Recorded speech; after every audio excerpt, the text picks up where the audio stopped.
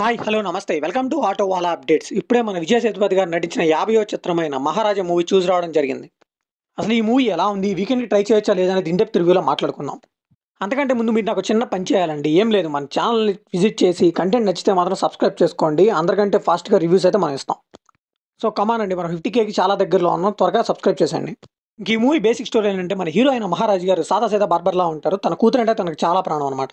So చాలా బాగా చూసుకుంటుంటే తన ఇంట్లో తన కూతురు లక్ష్మి ఉంటారు. ఒకరోజు సడన్‌గా లక్ష్మి అయితే కనపడకుండా పోతుంది.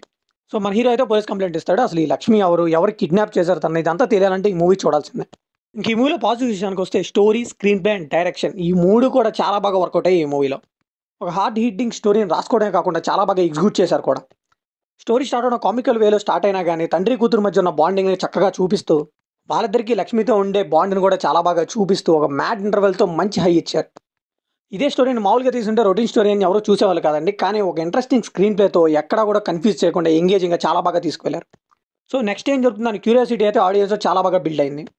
త్రూ ఔట్ ద ఫిల్మ్ అదైతే మెయింటైన్ చేస్తూ చాలా బాగా తీసుకెళ్లారు. కేవలం ఒక్క సినిమా తీసిన డైరెక్టర్ ఇంత బాగా తీశాడంటే నేనైతే నమ్మలేకపోయానండి.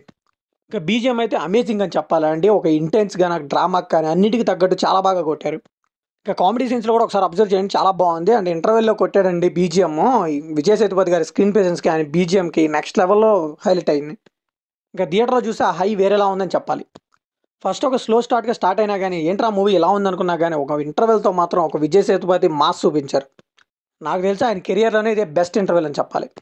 ఇంక సెకండ్ హాఫ్‌లో ట్విస్ట్ అండ్ టర్న్స్ కూడా చాలా బాగా తీసుకువెళ్లారు. కొంచెం మనకు ప్రెడిక్టబుల్‌గా అనిపించినా గానీ, కొన్ని అయితే బాగున్నాయి అనిపించింది.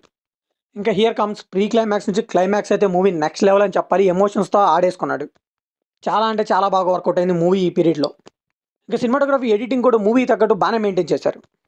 ఇంక ఈ మూవీలో నెగెటివ్స్ విషయానికొస్తే స్టార్టింగ్ కొంచెం మూవీ అయితే స్లోగా ఉంటుంది. అంటే ఒక 45 మినిట్స్ తర్వాతే మెయిన్ ప్లాట్‌లోకి వెళ్తుంది మూవీ అంతా. సో అప్పటిదాకా అయితే మనం కొంచెం వెయిట్ చేయాలి. సో అదంతా కూడా కొంచెం క్యారెక్టర్స్ ఎస్టాబ్లిష్‌మెంట్ కోసం మాత్రమే తీసుకున్నారేమో అనిపించింది గానీ, ఇంకొంచెం స్పీడప్ చేసుంటే మాత్రం మూవీ స్క్రీన్ ప్లేకి ఇంకొంచెం హెల్ప్ అయ్యేది. ఇంకా పర్ఫార్మెన్సెస్ విషయానికొస్తే విజయ్ సేతుపతి గారు గాని, ఈయన గురించి ఏమని చెప్పాలో కూడా నాకు అర్థం కావట్లేదు. మహారాజా అనే క్యారెక్టర్‌లో జీవించేశారని చెప్పాలి. నేను స్క్రీన్ మీద ఆయన చూస్తున్నంత సేపు కూడా మహారాజా అనే క్యారెక్టర్‌నే చూస్తున్నానని ఫీల్ అయ్యాను. సో ఆ లెవెల్‌లో జీవించేశాడు ఆయన. ఒక మిడిల్ క్లాస్ ఫాదర్ రోల్‌ని చాలా చక్కగా చూపించారండి. అలానే ఇంటర్వెల్‌కైతే పూనకాలు లోడింగ్ అని చెప్పాలి. ఇలా కదా విజయ్ సేతుపతి గారిని మనం చూడాల్సింది. పెద్ద పెద్ద స్టార్‌లు పక్కన చేస్తుంటే ఈయనైతే పెద్ద షైన్ అవ్వట్లేదండి. ఇలా మూవీస్ తీస్తేనే ఈయనకి కరెక్ట్ అని నాకు అనిపిస్తుంది. ఇంక విలన్‌గా చేసిన అనురాగ్ కశ్యప్ గారు కూడా ఆయనకైతే మంచి రోల్ పడిందని చెప్పాలండి. ఇలా ఎందుకు అంటున్నానంటే 'లియో' సినిమాలో 30 సెకండ్స్ కూడా లేరు ఈయన. కానీ ఈ మూవీలో మాత్రం ఒక ఫుల్ లెంగ్త్ రోల్ చాలా బాగా పిక్ చేసుకున్నారు ఈ రోల్‌ని.